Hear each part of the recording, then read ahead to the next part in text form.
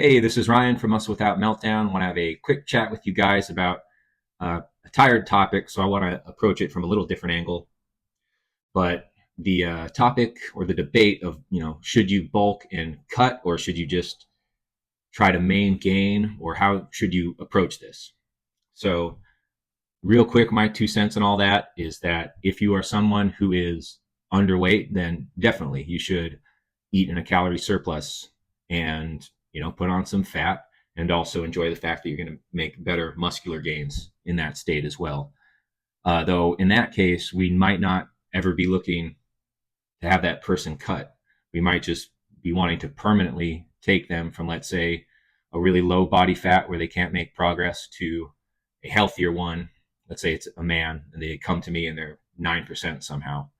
It'd be better for them to be at 12, 15, maybe even as high as 20 if they're cool with it. But the idea wouldn't necessarily be to get them so far down the road that then they have to cut to feel good about themselves again, if that makes sense. Now, if somebody has competitive goals, that gets a little different because you're strategizing here and you're not really so concerned with how your body is looking in between and how you're feeling and all that. The sport or the competition is your focus.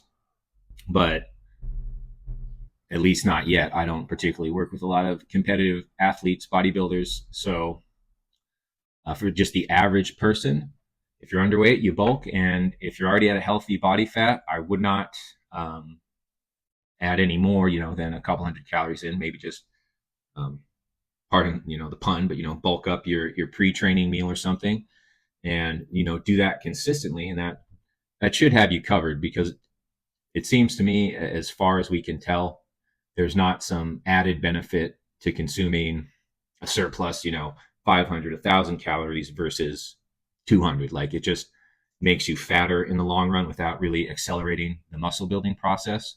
So you're just creating more work for yourself down the road. And this is what I really want to get to here, not the really debate about bulking and cutting. I want to talk about the fact that kind of in this fitness space, us content creators, coaches, influencers, athletes, whatever, we're all, into exercise and all this stuff. And to us, it's a pretty easy prospect to go on these cycles of bulking and cutting. But for the average person who's never been on a restrictive diet, my concern, and I have seen it play out a few times, is that someone is going to bulk up and do so excessively, and then they're just going to have a hell of a time getting down to where they want, because when they went into this, they had never actually went on a diet before. Maybe they started out underweight and then they really overshot things. Now they got to get back down. Or maybe they were someone who was just very, in an average 12 to 15%. And they said, you know what, I really want to go for it. And they get themselves up into 20 or even above 20% body fat. But since they've never been on a diet before, and since now they're accustomed to all this additional food, it becomes a real nightmare for them to try to diet back down. And actually, what I'm really getting at, the real concern here, is that they might not be able to do it. And I know in this space, there's a lot of positivity instead of realism. But my understanding is that the majority of people who lose weight aren't able to maintain that. They can't keep it off. Most people actually regain it. So when we talk to clients or people online, we just assume that they're going to be able to successfully do these cycles of bulking and cutting without issue. I think that can be a little short-sighted. And to be charitable, I think it's just because, we all live in our own head. And like someone like me, for example, I love to exercise. I don't love to be on a diet, but I know I can do it. I know I can plan it out and get it done. And it's just like a foregone conclusion. But somebody who's never done it before, has no experience with it, and frankly just might not be cut out for it, they might never be able to get their body fat back down, like in a realistic scenario. And I know we can all say, hey, it's calories in, calories out. Anyone can do it. But if you look around, that is not how the world operates. Yes, that is all true. Hypothetically, we could throw people on a desert island, anyone would lose weight, etc. But just in the real world, a lot of people have a hard time dieting and losing body fat. Which, hey, that's where hiring a coach comes in and all that.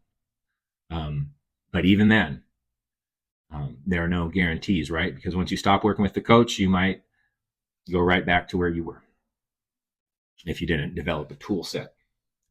So I don't know. That's just something I want to put out there for everyone to think about, that when we make these recommendations, they are, um, in a purely logical sense, they're fine and they make sense.